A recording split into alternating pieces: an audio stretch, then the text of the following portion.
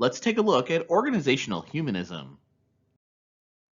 Organizational humanism marked a turning point, serving as a bridge between the human relations approach and modern organizational theory. Organizational humanism was based on several assumptions that differed from organizational theory in the human relations school.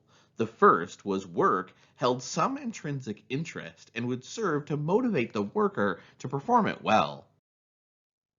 According to the second, individuals work to satisfy both off the job and on the job needs and desires. The third assumption was that the work was a central life interest to the worker, not merely something to be tolerated or endured for intrinsic reward. A fourth assumption, following directly from the notion of the centrality of work and of on the job satisfactions, proved to be a harbinger of things to come in contemporary organizational theory. It was assumed that this theory of management was better able to promote positive motivation than to conclude that workers were inherently uninterested in their work and would avoid doing it if possible. Organizational humanists assumed the positive intent of workers after research showed that authoritarian management practices designed to control lazy and irresponsible employees resulted in frustrated and underperforming workers.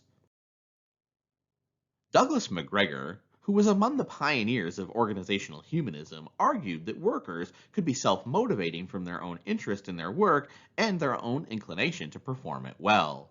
MacGregor's theory Y was in sharp contrast to what he called theory X, which maintained that workers were lazy, wanted to avoid work, and needed to be forced to do it. Theory Y model of organizational behavior stresses self-motivation, participation, and intrinsic or internal job rewards. Theory X model of behavior within organizations assumes that workers need to be motivated by external or extrinsic rewards or sanctions, known as punishments. Another major figure among organizational humanists was psychologist Chris Years, who identified the needs of workers to connect with their work as a source of motivation to perform it well. He wrote that self-actualizing workers who achieved the highest degree of self-fulfillment on the job through the maximum use of their creative capacities and individual competence and independence. On the other hand, according to Maslow, the worker had a hierarchy of needs in which each level had to be satisfied before the individual could go to the next one. As the worker satisfied the needs of one level, he or she was further motivated to work towards satisfying the needs of the next highest level. Like other formulations in organizational humanism, the hierarchy of needs assumed that worker satisfaction could be affected by many factors in the organization.